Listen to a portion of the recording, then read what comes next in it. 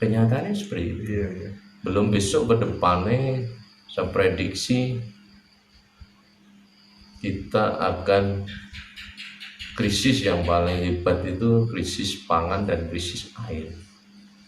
Kenapa? Ya, kalau orang berlomba-lomba mendewakan uang gak yurang gak cekek mas jangan. Tapi sekarang Gusti Allah kan jadi uang. Akhirnya di suatu saat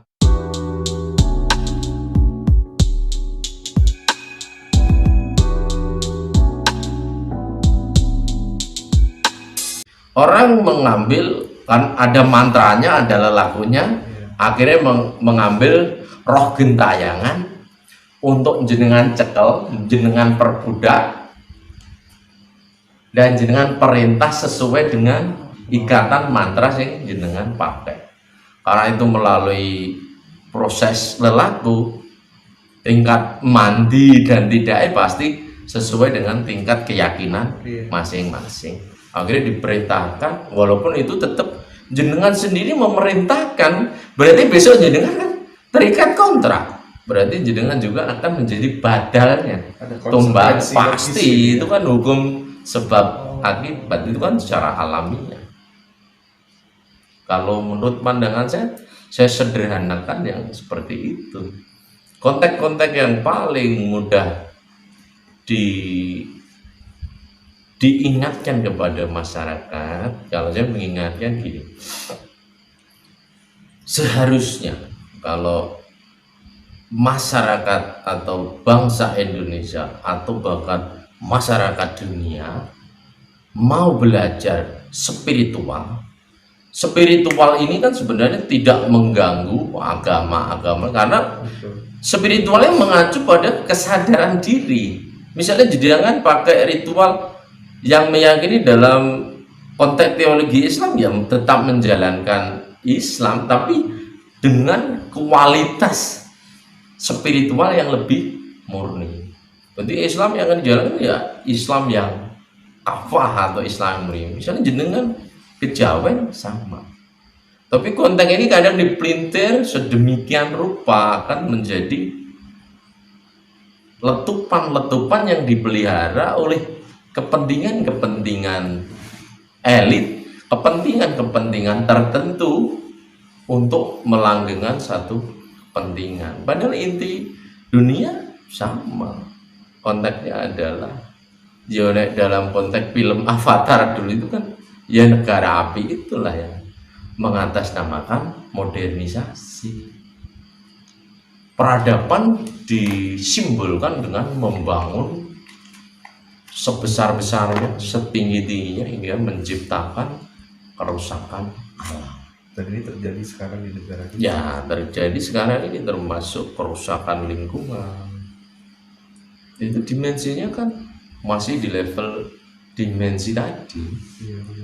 Masuk di dimensi 2 alam kematian. Karena setan untuk memasuki dimensi puncak terakhir ini gagah masih terikat oleh satu keinginan, mimpi-mimpi. Misalnya jenengan, wah aku pengen jadi presiden. Padahal presiden itu egonya jenengan, bukan akan diaplikasikan asma Tuhan Maha Besar. Ketika Maha Besar itu untuk menata, tapi memang untuk memuaskan dahaga diri pribadinya, ego diri pribadinya. Ya terjadilah yang sekarang ini. Saya katakan ilmu kasepuan pun ketika dibedah hanya melahirkan teoritis yang dipelajari anak-anak muda hanya sekedar tahu untuk berdebat, tapi bukan untuk diaplikasikan. Kenapa lemah? Karena dia tidak melalui proses lelaku. Kalau melalui proses lelaku kan melalui hambatan. Kalau di bahasa Jawa itu ilmu ketemune kanthi laku. Ilmu, laku, lakon, wahyu. Ilmu saja tanpa lelaku akan menjadi sarjana-sarjana pinter sih teoritisnya, tapi tidak mengkonstruksikan satu gagasan itu benar-benar nanti menjadi toladan di tengah masyarakat. ilmunya sih oke, pangkatnya sih oke, doktor, profesor doktor, S1 S2. Aku ya S2 tapi SD SMP. Nah akhirnya menjadi gersang. Ilmu hanya tinggal ilmu. Ilmu laku. Ilmu itu harus dimatangkan dengan laku. Laku itu tindakan. Lakon ini mematangkan tindakan, ini membersihkan tindakan agar lebih konkret, lebih matang dilakukan dengan lakon. Lakon itu mungkin nek cara bahasa kuno dengan nek cara torekot kuno yo dimatangkan dengan banyak tirakat, membersihkan diri sebersih-bersihnya agar tidak terikat daging kita, wadah kita, pemujaan kita yang berlebihan. Mungkin dalam konteks kesucian itu sulit kalau di dunia, tapi pemikiran ini dilahirkan berarti orang tetap harus belajar mencapai ke tahapan puncak. Wong enek bahasane berarti enek lakoni gitu, ada pencapaian. Orang yang melahirkan bahasa sekelas Siddhartha, sekelas Muhammad, sekelas Yesus pasti itu melalui tahapan-tahapan lelaku, ilmu laku, lakon, melahirkan wahyu. Wahyu ini konsep yang diterjemahkan dalam kenyataan, melahirkan. Jadi ibaratnya jenengan aku itu secara gaib aku nabung itu mobil gitu. Itu kan masih bersifat ilusi, angan-angan. Tapi secara fisiknya jenengan nabung serius tuku mobil tenan itu kan berarti wahyu itu muncul. Misalnya konsep Pancasila. Pancasila akan benar-benar terwujud ketika pemikiran-pemikiran Pancasila benar-benar dijalankan, bukan hanya sekedar kertas. Kalau kertas kosong kan sama saja ketika jenengan sekolah tinggi, teorinya sih selangit, tapi apa yang gue kerjakan, apa yang gue perbuat untuk masyarakat. Maka saya termasuk bagian tengah menahan keseimbangan, kasepuan yang dinaikkan atau dibikin blok seperti ini, itu juga saya melihat tidak melahirkan hal-hal yang lebih baik, hanya ditangkap sekedar teori-teori yang orang itu tetap lemah untuk mengaplikasikan tindakan. Dia malah terbunuh. Atau kalau ini bagian dari program energi alam yang disebut kegelapan, mungkin jenengan yuk termasuk bagian dari proses pendangkalan untuk menguatkan kegelapan itu sendiri. Sangat unik loh, nah cara aku mikir ini wes ini termasuk aku keladuk ini. Tapi ya harus ada toh yang berani berpikir seperti itu. Nanti yuk gak usah dipotong biar ada keseimbangan juga kan. Kenapa? Karena ruang yang kosong itu saya harus menggenapi. Kalau saya tidak menggenapi, semua orang lurus seperti pemikiran adalah kebenaran, siapa nanti yang akan menjadi penyeimbang? Betul. Contoh gini, saya sebagai penggerak aktivis lingkungan, saya kan nggak mungkin mendapatkan materi dari ini, hanya satu panggilan alam bahwa saya mencintai lingkungan, mencintai alam. Saya harus bergerak, ikut ambil bagian untuk menyuarakan. Saya tahu pasti saya kalah, karena yang kita lawan adalah sebuah kekuatan yang sangat besar, korporat besar yang mengatasnamakan untuk sebuah pembangunan. Padahal membangun gunung, wis apik-apik gunung, nah, dalam bahasa Samin, mbok sing sawah ajeg sawah, sing gunung ajeg gunung, sing banyu ajeg banyu. Nah hanya untuk demi pembangunan, gunung pun dipindah ke kota. Terus akhirnya terjadi ketidakseimbangan. Kalau di dalam bahasa spirit, misalnya ini disamar-samar sidik, ya pasti ada dampak lah. Misalnya leluhur nanti nagih janji, cuma saya kalau menarik karena itu agak kurang ilmiah nanti kita aku koyok spiritual wong biasa wae kan, enggak saya. Dan saya akan mengacu pada sudut pandang yang mudah dipahami masyarakat, tapi itu menjadi tolak ukur pemercik pemikiran. Kalau saya ini, oke, jenengan tulan ke sini tak anggap sebuah takdir. Hari ini saya harus mengatakan perkataan yang memang Tuhan harus diwakilkan kepada saya untuk saya katakan. Ya saya katakan.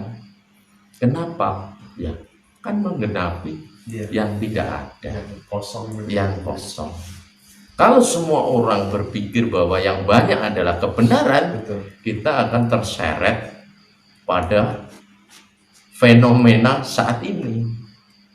Contoh, kebenaran suatu saat orang akan kecewa gini loh Mas. Kita hidup dengan alam. Kita hidup di alam, kita dicari makan, apapun disediakan alam, tapi kadang alam diambil semena-mena tanpa menggunakan perhitungan, hanya karena ego sekelompok. Saya katakan sekelompok karena apapun nanti sekelompok itu yang mengambil keuntungan, mengatasnamakan negara, mengatasnamakan masyarakat, ternyata akan berimbas balik menghantam masyarakat itu sendiri. Contoh misalnya, kita kalau melihat yang terjadi di masyarakat, misalnya pengrusakan hutan, kenapa terjadi banjir, kenapa terjadi kekeringan, itu kan efek dampak dari sekelompok orang yang memaksakan diri atas nama investasi, atas nama untuk membangun negara, tapi kenyataannya aplikasinya di tengah masyarakat justru merugikan orang-orang. Tapi bahasanya tetap meminjam, ini adalah untuk rakyat, ini demi rakyat, ini untuk negara. Walaupun saya ini termasuk bukan orang yang anti pembangunan, tapi bagaimana membangun yang berkelanjutan, bagaimana membangun yang seimbang. Membangun yang berkelanjutan itu kan ruang-ruang yang memang dirusak harus dikembalikan kembali untuk ditanami atau ditata kembali, sehingga suatu saat kembali lagi anak cucu ini menikmati, bukan segelintir dikuras yang mendapat segelintir orang yang dampaknya semua orang. Kenyataannya seperti itu. Belum besok ke depannya saya prediksi kita akan krisis yang paling hebat itu krisis pangan dan krisis air. Kenapa? Ya, kalau orang berlomba-lomba mendewakan uang gak ora kena cekek aja. Tapi sekarang Gusti Allah kan jadi uang. Akhirnya di suatu saat bagaimana alam akan menghukum bahwa harta emas perak tidak berguna, besok malah sing genten bakalnya nangis perkara banyu, perkara lingkungan, perkara udara. Apakah kemudian itu tidak bisa ada tindakan preventif supaya hal itu tidak terjadi begitu, terus kira-kira? Kan spiritualnya bangkrut Mas.